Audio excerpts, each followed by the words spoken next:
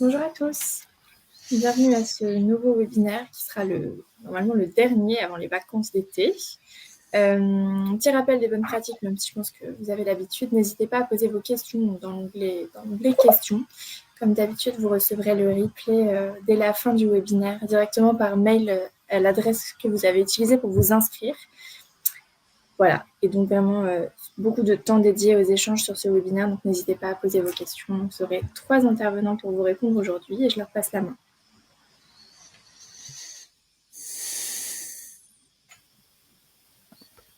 Bonjour. Bonjour à tous. Bonjour Weber, avec mes collègues. Aujourd'hui, on est là pour répondre à vos questions concernant les exigences sur la rubrique annuaire santé. Donc, n'hésitez pas à poser vos questions. On est là pour vous répondre. Je laisse mes collègues se présenter. Oui, bonjour, moi je suis Marc Devos, donc à l'ANS, et nous attendons vos questions. Et de mon côté, Corentin Twill, j'accompagne Marc et Ajon sur les services de publication annuaire santé. Donc, on est là, comme il le disait, pour répondre à vos questions sur les exigences Ségur. Donc, c'est vraiment l'esprit d'un Ask Me Anything, plutôt Ask Us Anything. Donc, vous pourrez mettre vos questions dans le chat et le but, c'est que nous, on puisse répondre à toutes les interrogations que vous avez sur ces exigences. Peut-être pour démarrer, histoire de lancer la machine, peut-être faire un petit tour sur les enjeux de l'identification électronique des acteurs et donc quel est cet intérêt et pourquoi en fait on a des exigences Ségur qui touchent à l'annuaire santé. Peut-être que ça permettra de lancer la machine pour toutes les différentes questions que vous aurez. Marc, tu veux le faire ou Ouais, ben le contexte, bien sûr, c'est pour créer la confiance. Il y a des textes, notamment dans le Code de la santé,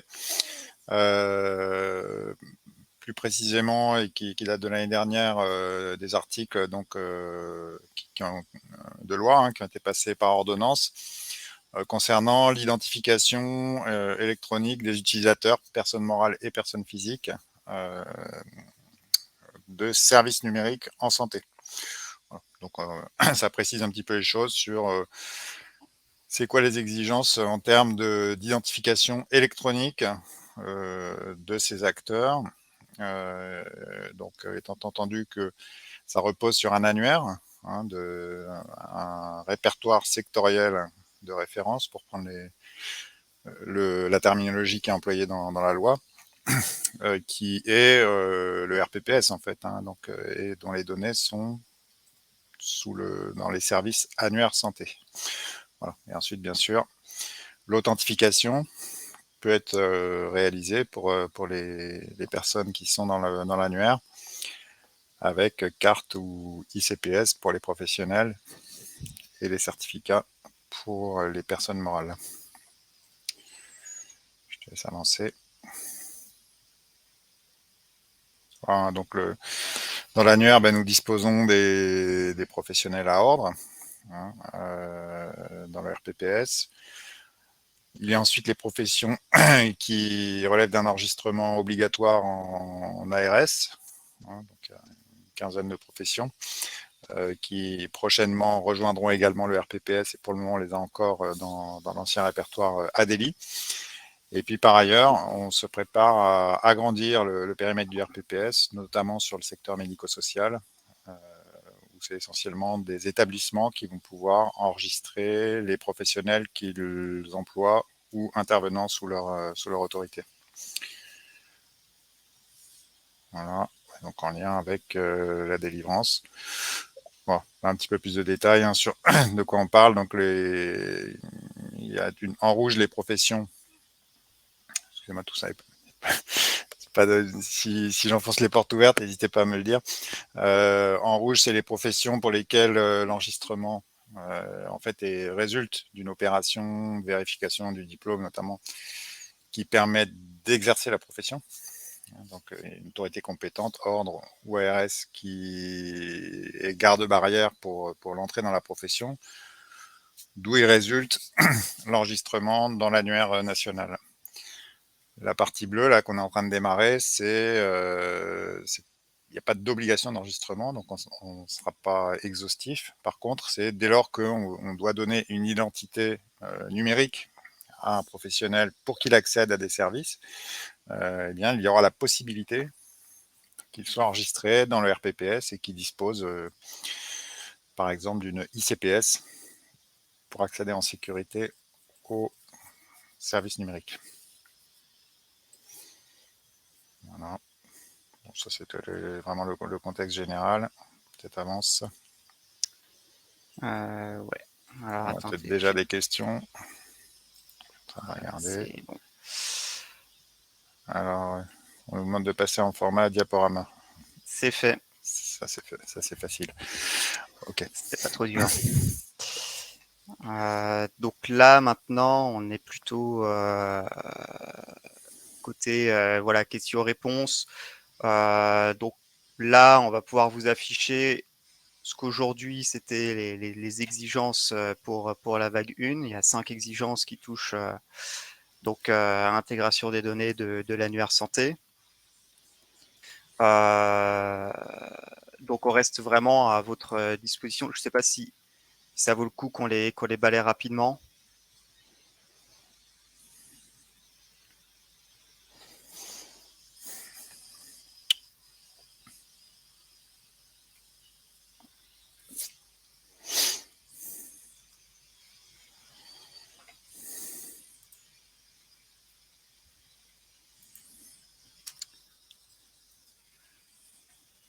Donc vous pouvez utiliser l'onglet questions en bas à droite de Livestorm.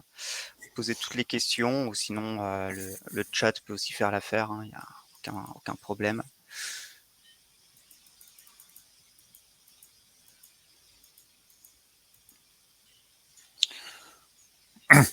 Peut-être commenter un petit peu. Hein. Les exigences, elles visent à quoi? Alors, d'une part, il y a des exigences autour de la bonne identification des professionnels qui sont utilisateurs d'un service.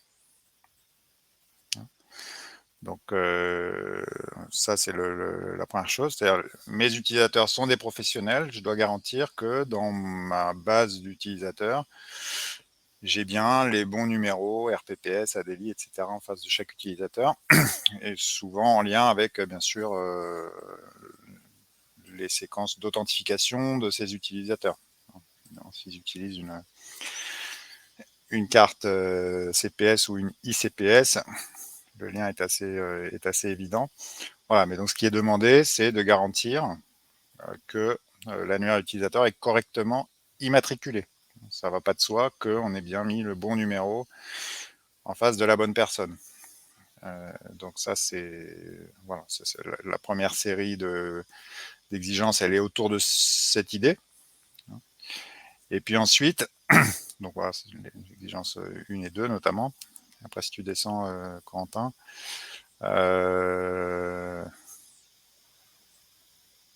Voilà. Ensuite, il y a les professionnels qui ne sont pas utilisateurs du service, mais qui sont des correspondants, des professionnels avec qui vos utilisateurs ont à échanger de la donnée de santé, ont à collaborer voilà, dans la prise en charge. Et là aussi, bien sûr, il est important que ces correspondants, alors qui eux ne sont pas, ne s'authentifient pas au service. Hein. Eux, ils sont par exemple, ils reçoivent un mail par messagerie sécurisée ou voilà, il peut y avoir différents modes de contact. Ben là aussi, c'est important qu'il n'y ait pas d'erreur sur la personne, hein, donc qu'il soit bien identifié. Et donc, dès lors que on parle d'un service qui vise, enfin qui a besoin que les utilisateurs puissent échanger avec des acteurs, avec des tiers, ça veut dire qu'il faut un annuaire de correspondants, à l'image de ce qu'on trouve par exemple dans un des pays à l'hôpital. Et cet annuaire de correspondants doit être adossé à l'annuaire national. Bien sûr, en particulier, ça facilite l'envoi de dossiers ou de documents par messagerie sécurisée, puisque les adresses de messagerie sécurisée sont rattachées aux identités de l'annuaire, du RPPS ou de ADELI. Et puis ensuite, il y a des exigences plus sur la fraîcheur. Hein. Ça, c'est simplement, il faut être en capacité. On parle de données qui sont actualisées quotidiennement. Hein. Bon, c'est relativement stable, mais quand même, il peut y avoir des modifications tous les jours. Donc, il est important de garder des données assez fraîches dès lors que dans un service, on fait voilà, que ce soit pour les utilisateurs ou pour les correspondants, qu'on tient à jour une copie en fait de l'annuaire national ou une copie d'un bout de l'annuaire national. C'est important que cette copie soit la plus à jour possible. C'est pour ça qu'il est demandé que la fréquence soit paramétrable. Je ne crois pas qu'il y ait encore d'exigence sur le délai maximum de rafraîchissement, mais évidemment, c'est ça qui est envisagé derrière. Hein. Les solutions doivent être capables, à une fréquence paramétrable, de rafraîchir la copie locale par rapport au référentiel. Désolée, j'ai fait une fausse manip pour la première question qui était posée. Vous demandez si les données les données d'AMS Santé sont pas toujours présentes dans le fichier annuaire santé. Cela implique faire un appel LTAP pour dans le cas. Alors, du coup, on précise ce qu'on publiait dans le fichier d'annuaire santé ne contient pas les adresses applicatives. Donc, si c'est ça que vous parlez, effectivement, on n'a pas l'ensemble de adresses de boîtes, on va dire, qui sont plutôt côté structure. Par contre, tous les boîtes mail de professionnels, donc nominatifs, ils sont tous présents dans l'annuaire santé. Je ne sais pas si c'est dans ce sens-là que vous posez la question. Alors, sinon, normalement, hein, tous les adresses mail de professionnels sont tous publiés en fait par annuaire santé. Ils ne devraient pas avoir des manquants. Donc, ce serait un anomalie. Ouais, c'est pas dans le fichier principal, hein, c'est dans un fichier annexe, donc il faut combiner. Donc il y a un fichier avec toutes les boîtes aux lettres personnelles et organisationnelles. Pareil, rafraîchi tous les jours, qui est disponible en libre accès sur la même page hein, ou à peu près au même endroit que les données concernant les professionnels eux-mêmes, nom, prénom, profession, etc. Oui, d'ailleurs, ça s'appelle la extraction AMS Santé, que vous retrouvez sur le site annuairesanté.fr. Ouais, et si vous trouvez des adresses mail dans le fichier principal, c'est pas des adresses de messagerie sécurisée. Hein. C'est par exemple l'adresse mail de l'hôpital, l'adresse générique, ou dans un centre de santé. Voilà, c'est l'adresse de la structure en fait. Hein. C'est pas une adresse personnelle. Et voilà. Donc, je pense qu'on a clarifié.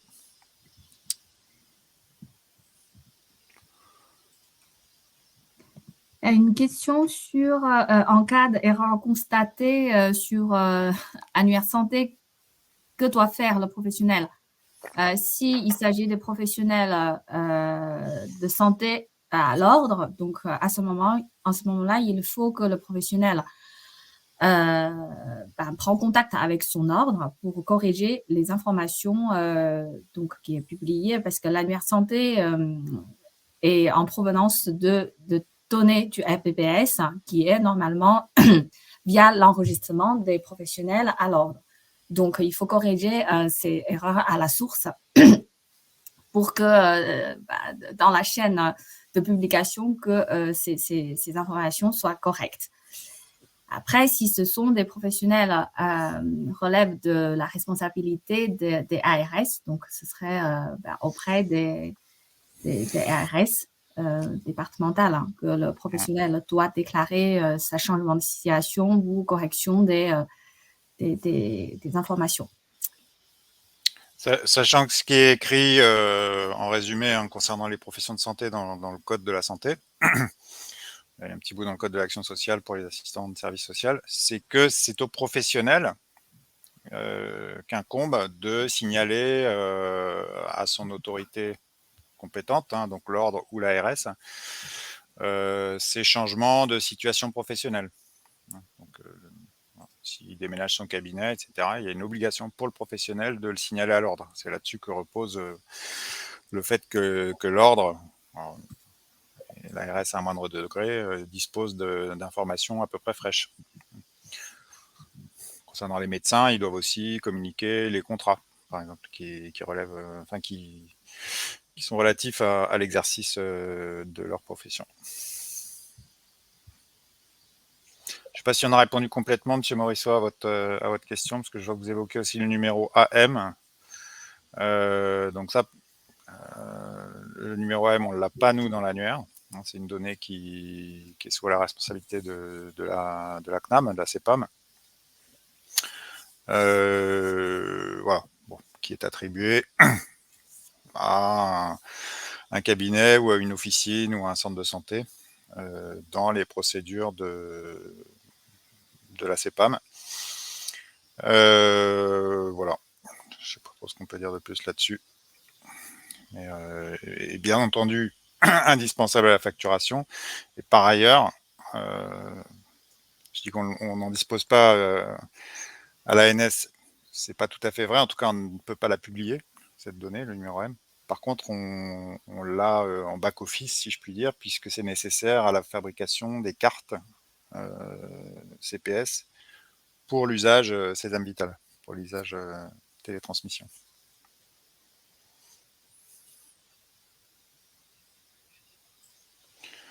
Je prends l'autre question. Rémi Bétain qui nous demande: qu'entend-on par paramétrage de la fréquence d'intégration automatique? Faut-il que le système permette de la modifier ou l'exigence ne porte-t-elle que sur le fait que la fréquence soit suffisamment courte pour que les données soient fraîches? L'idée générale, c'est que les données soient fraîches. Et ce qui est demandé, c'est que ce soit paramétrable, c'est-à-dire que ce ne soit pas écrit en dur, je synchronise une fois par mois. Donc, y compris avec, je pense, une idée qu'on puisse peut-être, en fonction de contraintes techniques, par exemple, démarrer avec une fréquence un peu espacée, puis, une fois que c'est bien rodé, avoir une fréquence d'intégration plus resserrée, étant entendu que ça ne sert à rien d'avoir une fréquence en dessous de la journée. Hein. Le rafraîchissement est quotidien, c'est pas en temps réel.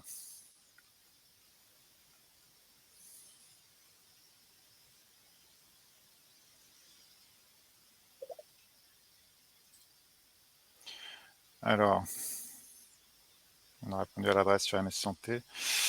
Donc, Alain Morisseau nous répond: c'est dommage pour un annuaire référent. Je partage votre point de vue. Mais voilà, le numéro M n'est pas une donnée qui fait partie des données du RPPS, hein, tout simplement. C'est une autre logique d'enregistrement. C'est pas un numéro de personne, c'est un numéro d'une personne dans une structure libérale de fin de ville. En gros, voilà. Bon. C'est vrai qu'on a repéré que dans certains cas, ça pourrait être intéressant de pouvoir déduire le numéro RPPS, par exemple, du numéro AM. Avez-vous prévu une communication vers les PS pour leur rappeler ces obligations du Code de la santé? Pas plus que ça. Je pense que ça, c'est dans l'ensemble, en tout cas, de ce qu'on a pu percevoir. Par exemple, je vais prendre l'exemple des médecins. On voit que dans l'ensemble, ils signalent bien leur changement de situation. Alors, on le savait pour les libéraux parce on peut comparer avec le fichier de la CEPAM, hein, où il y a 2 guichets pour un médecin libéral. Il doit déclarer à l'ordre et déclarer à la CEPAM. Et donc, on peut comparer les fichiers. On voit que c'est quand même très très proche, très peu d'écart. Et puis, on a pu regarder aussi pour les hospitaliers. En fait, on est plutôt agréablement surpris de voir qu'il y a peu d'écart entre les fichiers RH des établissements qu'on a pu regarder et le fichier de l'ordre. Dans l'ensemble, les gens sont plutôt disciplinés. C'est peut-être pas vrai pour toutes les professions. Voilà, mais en tout cas sur médecin, pharmacien, on avait regardé les dentistes aussi, c'était quand même pas mal. Non, c'est pas prévu qu'on communique spécifiquement là-dessus. Par contre, on surveille par différents moyens la qualité de données du répertoire et on entretient des liens étroits avec les ordres notamment. Voilà, pour s'assurer qu'il y a une bonne fluidité de toutes ces mises à jour. Par exemple, récemment avec la crise Covid, on a eu parfois à accélérer un peu les choses ou à mettre l'accent sur l'importance des mises à jour dans des cas où il fallait pouvoir déployer de la ICPS et on avait besoin du mail et du mobile du médecin pour que ça marche.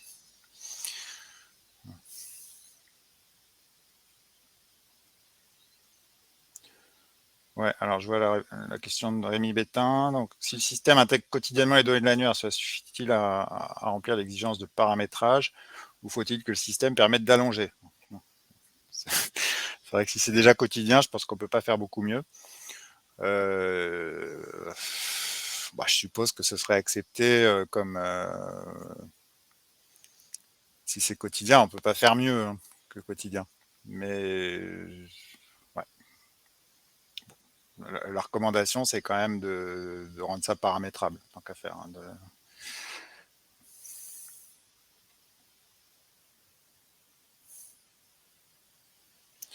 Alors, bonjour Thierry, je pose une question.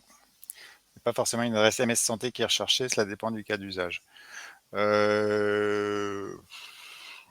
Oui, mais en l'occurrence, là, l'exigence telle qu'elle a été rédigée, c'est spécifiquement MS Santé. Pourquoi? Parce qu'on couvre le cas d'échange de données de santé, quoi. Donc, j'échange des données de santé, j'utilise MS Santé. Alors, ça n'empêche que par ailleurs, il peut y avoir dans un alerte correspondant peut-être d'autres adresses de contact, mais celles qui sont publiques et qu'on gère de manière homogène dans l'annuaire, c'est les adresses MS Santé.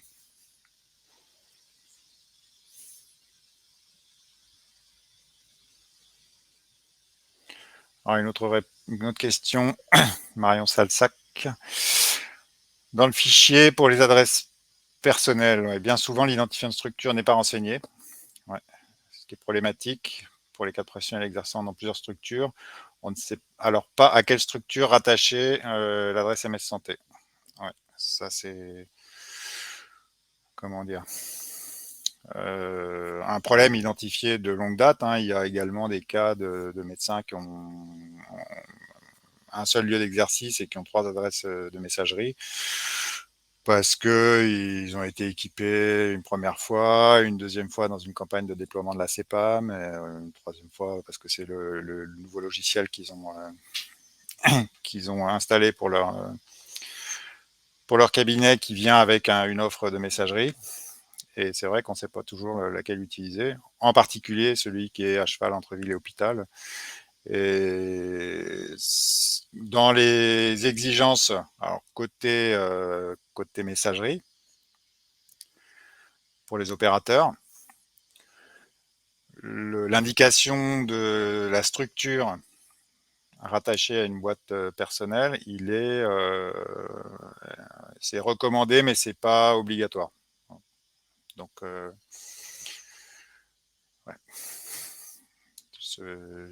Malheureusement, on n'a pas de solution simple à ce problème qu'on a repéré à de nombreuses reprises. Hein. Oui. D'ailleurs, ouais, l'équipe MS Santé, hein, donc, je crois lors plusieurs réunions avec les opérateurs, ce point a été abordé et on recommande fortement que les opérateurs mettent un identifiant de structure lors de la création d'une boîte. Donc, c'est possible. Donc, techniquement, on ne bloque pas si une adresse n'a pas été attachée à une structure. Mais c'est vraiment une démarche recommandée fortement. Avec les limites de l'exercice, hein, parce qu'un médecin qui a 2 cabinets, par exemple, bon, il peut très bien avoir une seule adresse de messagerie qu'il peut consulter dans son cabinet numéro 1 ou son cabinet numéro 2. Voilà. Donc le sujet n'est pas très simple. Par contre, lors d'un déploiement de boîtes MS Santé dans un hôpital, donc les Ouais. salariés des hôpitaux devraient avoir du coup la messagerie nominatif qui est attachée à cette structure.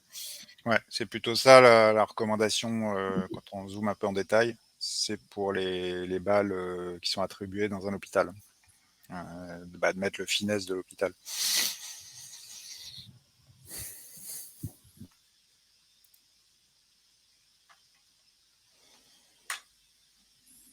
Et non, le rendre obligatoire, croyez-moi, on a regardé. Voilà, pour la raison que je viens d'expliquer. Hein.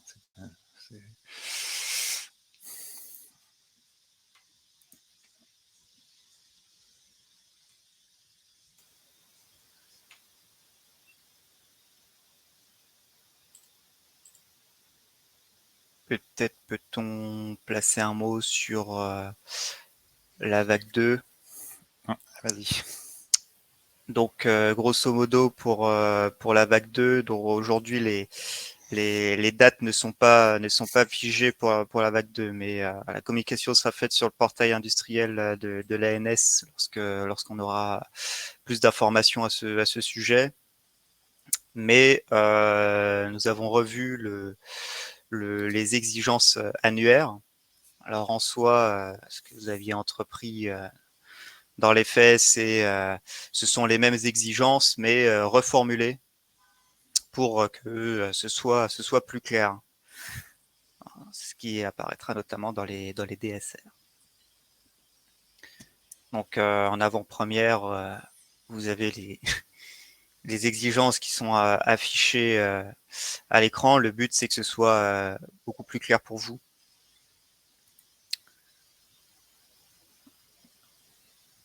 Alors.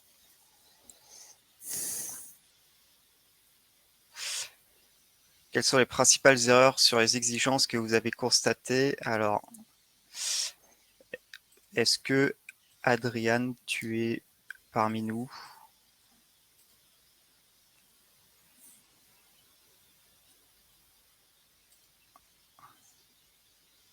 Alors, je vois que oui, j'essaie d'activer son micro. Sinon, Adriane, clique sur participer. Oui, Ah, bonjour.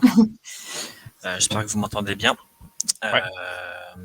Est-ce que tu peux répéter la question, Quentin, s'il te plaît? Ouais.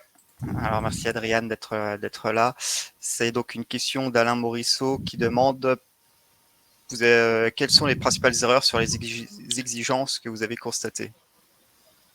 Alors, la principale erreur, c'était notamment sur les premières exigences, les ANN 1.1, où il s'agissait en fait du mauvais fichier qui était intégré. C'est-à-dire qu'on n'avait pas forcément l'intégration systématique du PS libre accès, mais d'autres fichiers également. Et voilà, en fait, il manquait souvent ce fichier principal. Ensuite, l'autre erreur en fait qui revenait systématiquement, c'était l'exigence en fait qui n'était pas forcément poursuivie jusqu'au bout quand on demandait la création ainsi que la modification d'un professionnel de santé. Très souvent, on remarquait que la création était très bien faite et il nous manquait en fait toute la partie modification derrière. Et l'enregistrement en fait montrait que suite à la modification, l'enregistrement est bien pris en compte et cela est effectif dans le logiciel. Voilà, je ne sais pas si c'était très clair.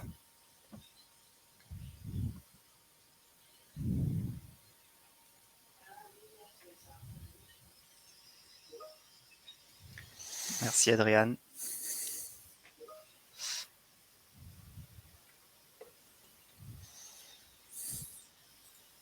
Ouais, c'était vraiment les deux principales choses qui ont été rencontrées. Hein. C'était quasiment systématiquement, on va dire que ça concernait peut-être plus de 60% des cas de retour. Est-ce que cela répond à votre question? Je sais pas comment vous pouvez communiquer pour me dire oui ou non.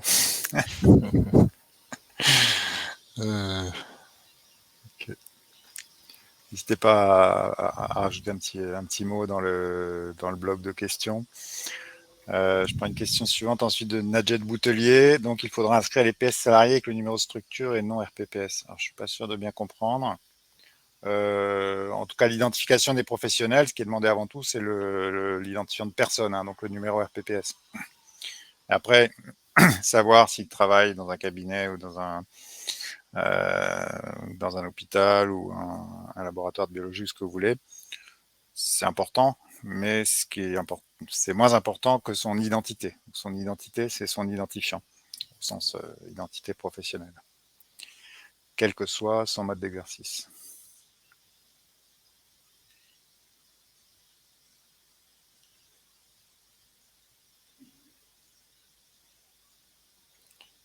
Merci de regarder ma question sur le chat.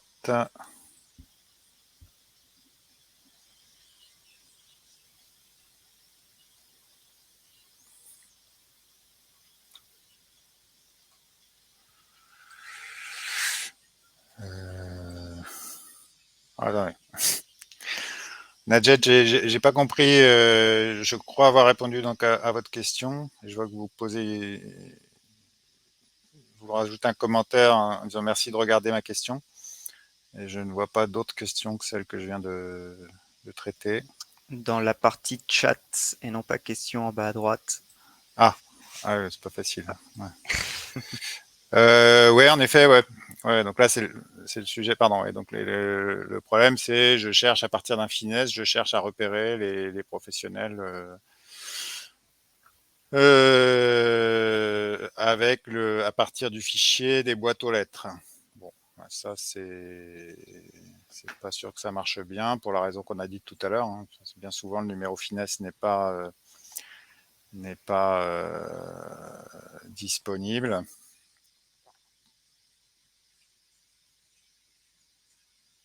Bon, en revanche, dans le fichier, dans l'ensemble, pour les hospitaliers, on a le finesse de l'hôpital où ils travaillent. Donc peut-être que c'est la façon de s'y prendre.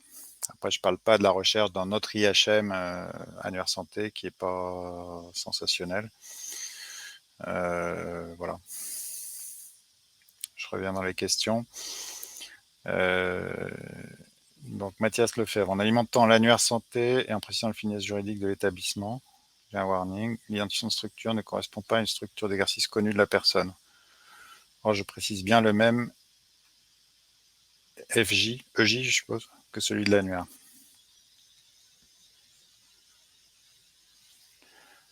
Alors, vous êtes opérateur ou j'ai pas compris en fait votre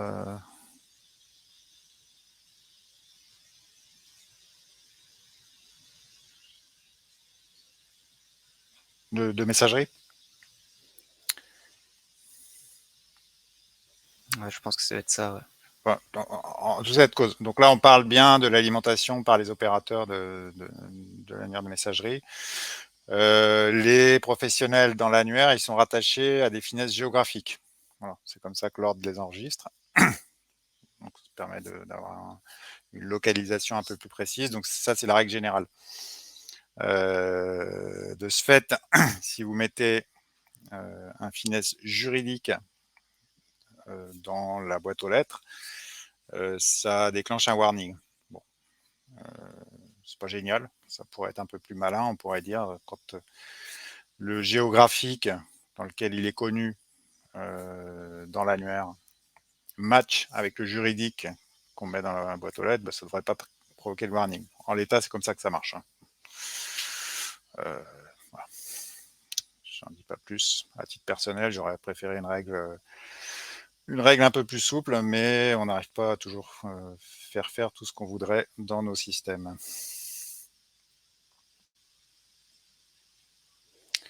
Alors, ensuite, la suite de la question d'Alain Morisseau, donc, qui demandait si... Excusez-moi, mais là, je suis perdu. Il y a une question, pardon, je crois que c'est pas encore répondu. Vous dites que vous voyez pas trop la différence entre exigence 1 et 2, c'est ça? En fait, comme expliqué au début de la réunion, Marc, il avait précisé sur l'exigence donc numéro 1, c'est que voilà, vous êtes en capacité de récupérer et de consommer en fait les données de service de l'annuaire. Donc voilà, c'est ça l'exigence, c'est un peu, on va dire, un prérequis. Après, le numéro 2 est numéro 2, pardon, je ne sais plus si c'est, il y a un 2.1, 2.2 où les deux sont dans le même. En tout cas, il y en a un qui dit vous devez consommer Annuaire Santé en fait pour fiabiliser les utilisateurs de votre système. Celle d'après dit vous devez en fait fiabiliser l'identité des professionnels avec qui votre système se communique. Ce sont des professionnels de l'extérieur. Donc voilà, c'est ça les différences entre au moins les trois premières exigences. Je ne sais pas si c'est ça votre question.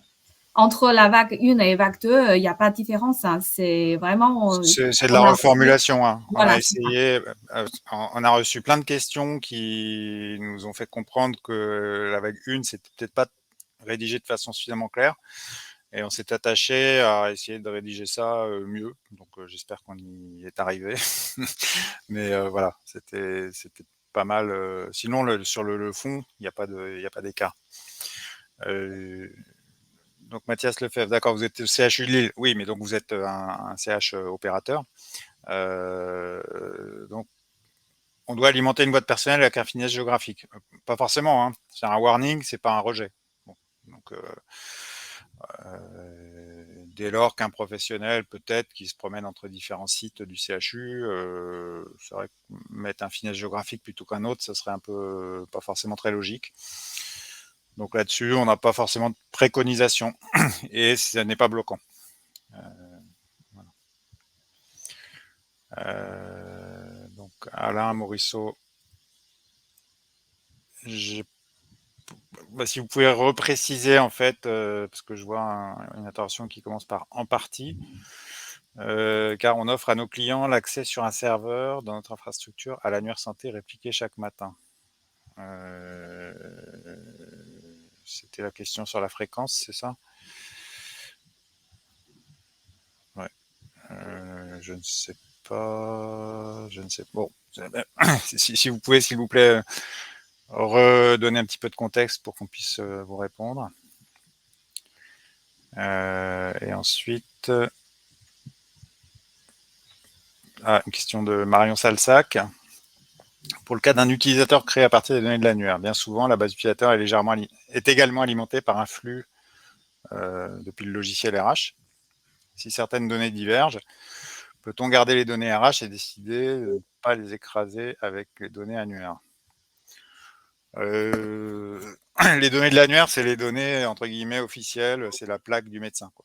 Donc c'est le nom sous lequel, si on parle du nom et prénom, hein, c'est le nom sous lequel le professionnel affiche qu'il exerce la profession. C'est le nom qu'on a le droit de publier aussi, hein, les autres noms de naissance et autres noms d'usage, on n'a pas le droit de les publier, hein, c'est pas au titre du RGPD.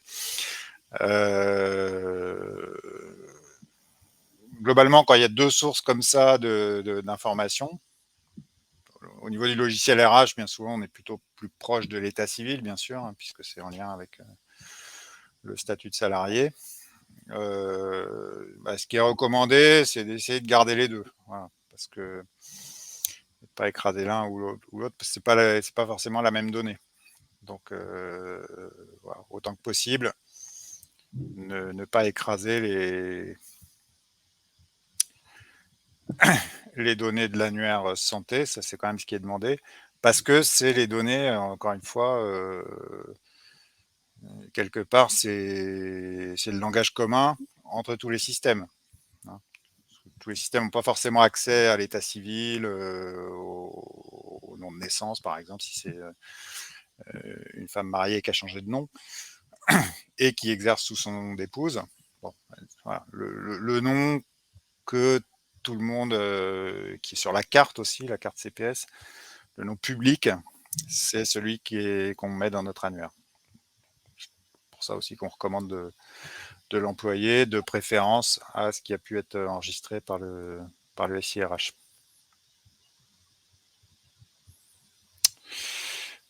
Voilà.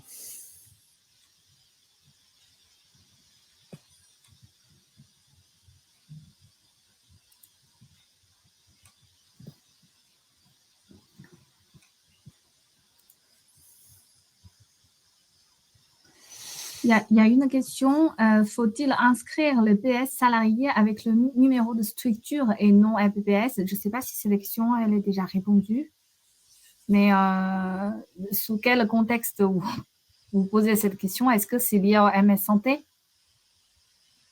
Je comprends en fait pas super bien la question.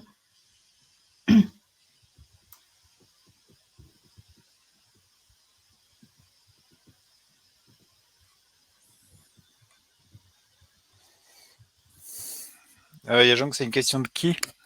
Alors, c'est une question de Nadjet Boudelier. À 14h31. Qui est dans le chat, c'est ça? Oui. Est-ce que vous pouvez nous préciser un petit peu le contexte de votre question? Au niveau d'enregistrement dans la RPPS, les professionnels sont bien inscrits avec le numéro RPPS et aussi, du coup, préciser donc le lieu d'exercice, le numéro de leur structure. Après, si vous parlez du MS Santé, en fait, le numéro RPPS, c'est un prérequis pour créer une boîte nominative pour le professionnel. Et ensuite, donc c'est une option selon les opérateurs de rattacher en fait cette boîte à un numéro de structure. Ou pas. Ou pas. Mais bon, c'est pas exactement la même notion. Là où le professionnel travaille et là où la boîte est rattachée. Souvent, ça se recouvre, mais pas toujours. Bon, je sais pas. Si vous utilisez le LDAP MS Santé, par exemple, en effet, vous récupérerez pas toujours le lien avec un FINES. Par contre, dans l'annuaire, en principe, tous les hospitaliers ils sont rattachés au FINES géographique de leur établissement.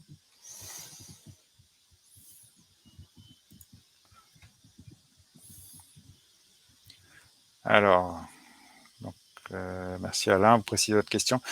D'accord, le pharmacien ne procède à aucune extraction à partir du site de l'annuaire santé. C'est l'éditeur qui met à disposition l'annuaire santé sur un de ses serveurs. Le PS interroge depuis le LGO ce serveur. Ouais, ça je comprends le schéma. Par contre, j'ai pas compris quelle était votre question. Donc, je vois bien le cas de figure. En effet, on va pas recopier l'annuaire sur forcément dans 100% des officines. Et donc, la solution d'une réplique, si j'ai bien compris, tenue à jour par l'éditeur, ça est consultable par le LGO, ça me semble très bien. Mais je n'ai pas compris quelle est votre question. Donc, s'il vous plaît, si vous pouvez compléter.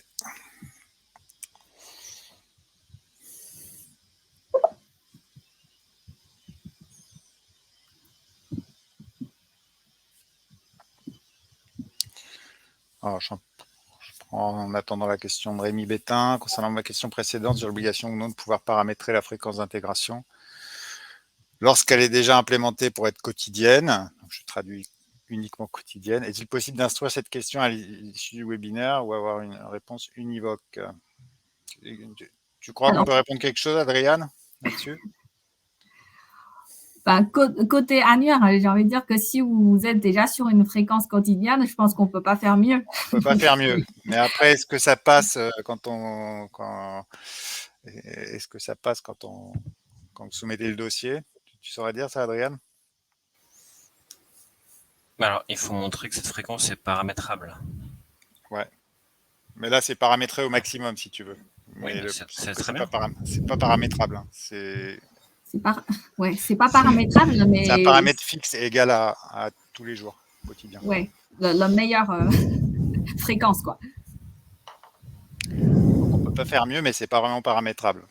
Je sais pas comment qu'est-ce qu'on peut répondre.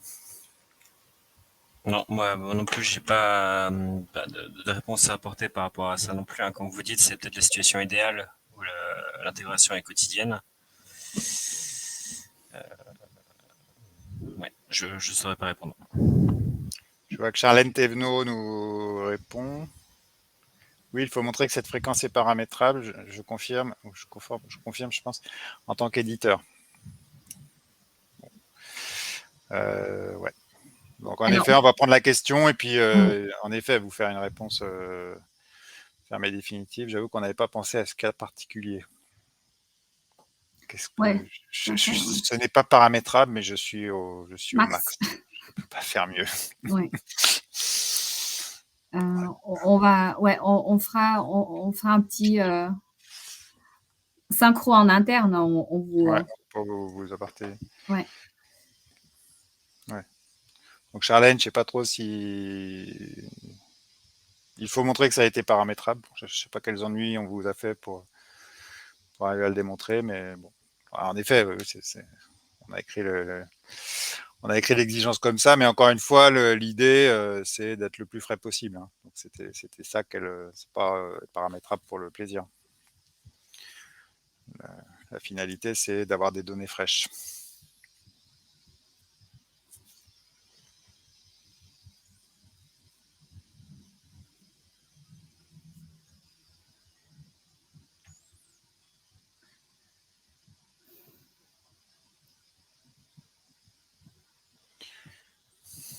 Donc, encore un bout de question d'Alain Morisseau pour l'exigence 67. Le paramétrage d'intégration automatique n'est pas d'usage car tous les jours. Alors, excusez-moi, mais il manque un bout de phrase là, je pense. Et je ne sais pas ce que c'est l'exigence 67. Donc, est-ce que vous pouvez, s'il vous plaît, préciser un petit peu?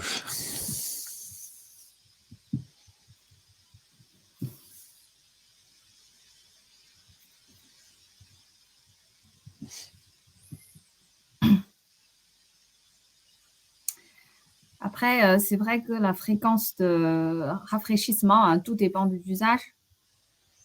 Alors, si, enfin, là, on est dans un contexte, du coup, plutôt pour les TPI, DUI, BFI, tout ça. Donc, plus les données sont fraîches, mieux c'est. Après, donc, il y a d'autres usages d'annuaire santé que si ce sont pour des usages, je ne sais pas, enfin, stats ou autres, c'est sûr qu'on ne demande pas à nos clients de faire un rafraîchissement chaque jour. Hmm.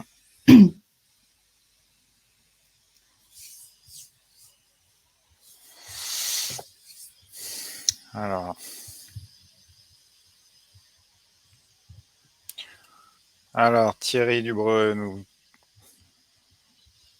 signale une erreur d'accès sur annuaire.santé.fr. Bon.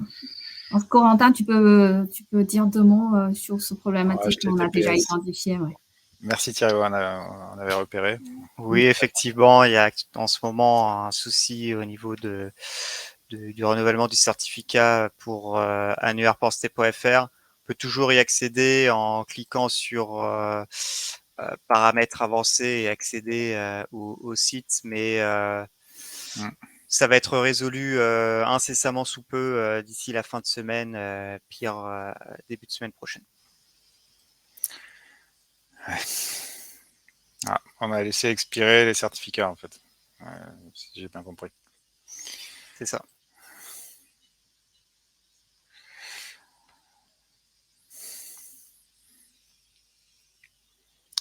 Voilà. Avez-vous d'autres questions?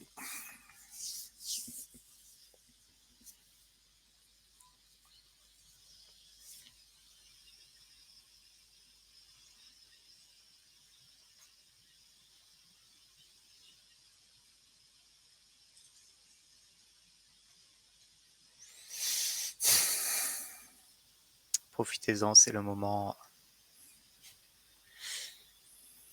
de poser toutes vos questions.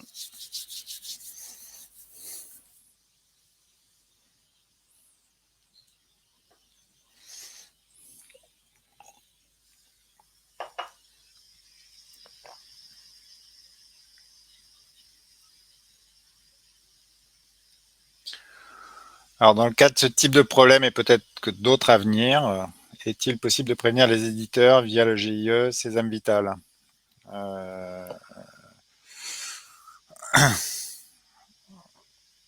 Ouais, on a une liste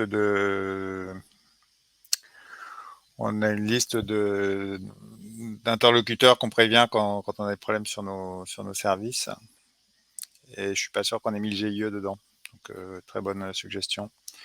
Il faut qu'on regarde, ouais, effectivement, à améliorer notre dispositif d'alerte sur incident. Alors là, bon, il y a ce problème de certificat, mais parfois, on a carrément des indisponibilités, hein, ça peut arriver. Et voilà, sur lesquels on essaye de communiquer dès que possible.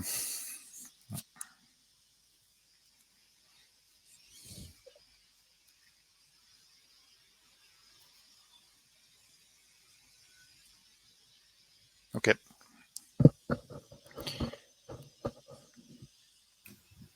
Alors, si vous n'avez pas d'autres questions, on propose qu'on... Allez, Ah bah si, il y en a d'autres.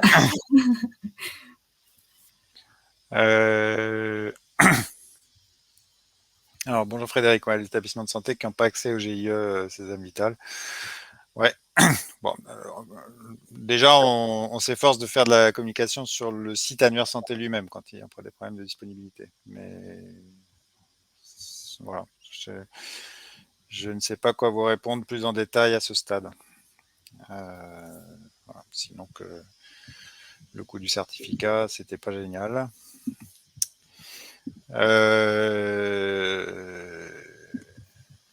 Et je prends la question de Mathias Lefebvre. Pour déclarer une boîte organisationnelle, faut-il obligatoirement préciser le RPPS du référent? Alors non, non, non. Il doit y avoir un référent dit professionnel habilité, si ma mémoire est bonne.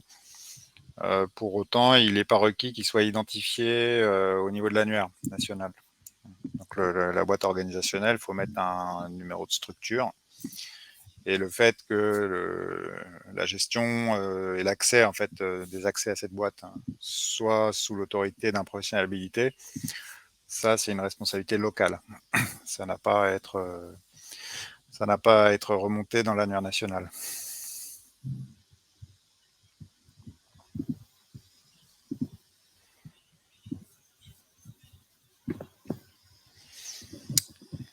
Voilà.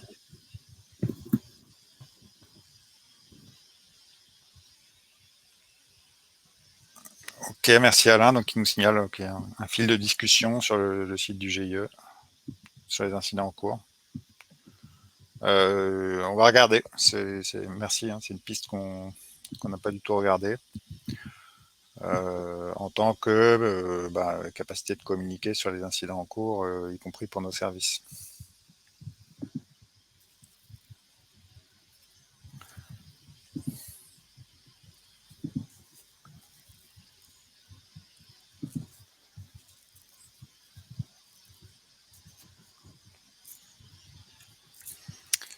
Avez-vous d'autres questions?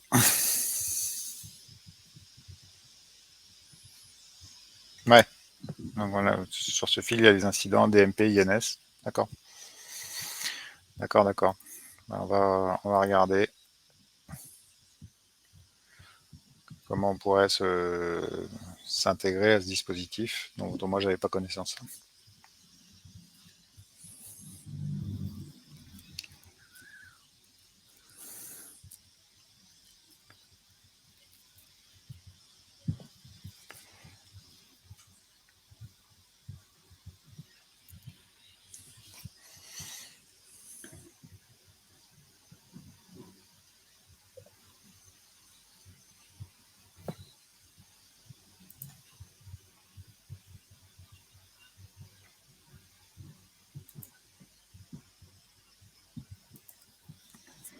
Alors, s'il n'y a pas d'autres questions, Elodie, on te propose de clôturer ce webinaire.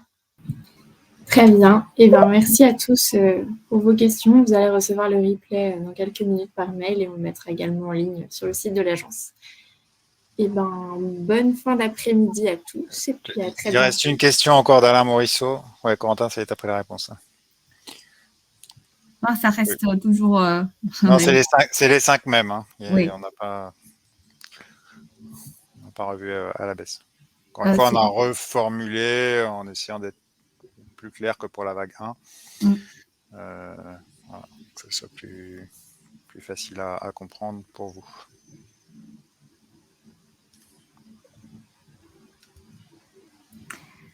Voilà. Bon, je vous propose qu'on s'arrête là. Merci à tous et à très bientôt. Merci de votre écoute. Bonne Merci. fin de journée. Merci à vous. Au revoir.